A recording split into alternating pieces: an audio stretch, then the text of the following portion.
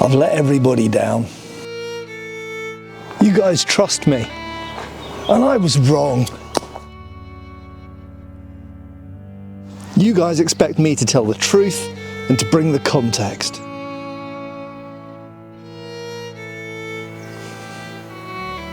But what can I say? Sometimes everybody makes a mistake. So here I am to make an apology.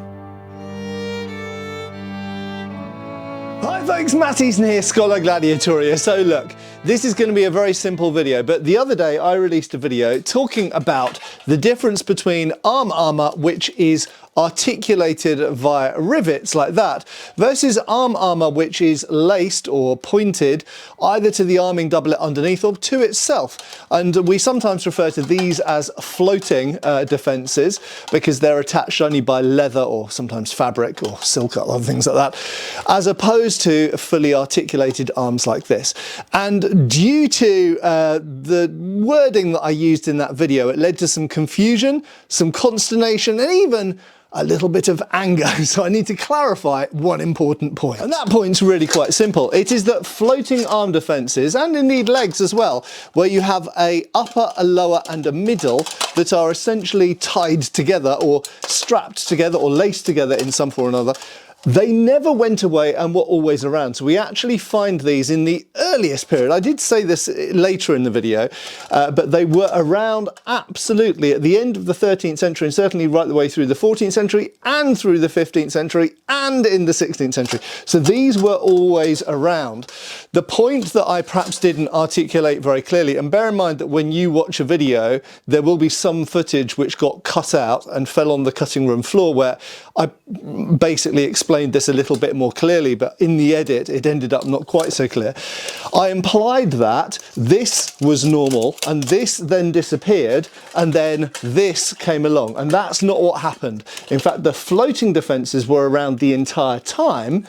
But there was a period during the second half of the, well, really, most of the 14th century, in fact, certainly the second half of the 14th century and right the way through the 15th century and into the 16th and the 17th century, when a lot of armours had these.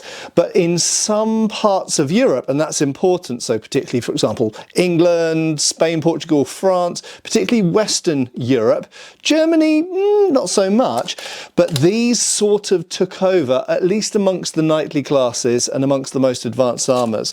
But it's really important to point out that these floating arm defences were always around. They didn't suddenly disappear or whatever. They were always around. It's just that these were more popular amongst the knightly classes, except that for some reason, in the middle of the 15th century in England and France, which it must be said is my main focus as far as armour and history is concerned, and I think it's probably obvious to most people on the channel, these suddenly got really popular again, and many armours, for example, in England and France, which had previously been using these riveted arms, started having these floating arms. Why? There's a whole bunch of reasons which I covered in the previous video I won't go into here. The only other thing I'm going to mention, which I didn't mention in that another video, is one possible weakness of these floating arm defences is things can go in there. You do have some degree of opening, and if you are jousting, for example, or if you're having arrows or crossbow bolts shot at you, potentially, obviously these are easier and quicker to make, they're more forgivable in the fit and everything else, but potentially these arm defences are more protective, particularly if you are got a couched lance in this position or you're having arrows shot at you.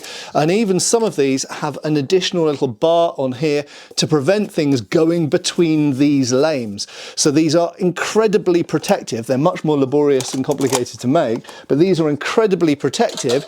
And while we get a lot more mobility with these, they do have openings that those ones don't have. Anyway, I'm going to wrap it up there, but apologies once again for the confusion and not being as clear as I could have been on that point. But these floating arm defences and legs were always around.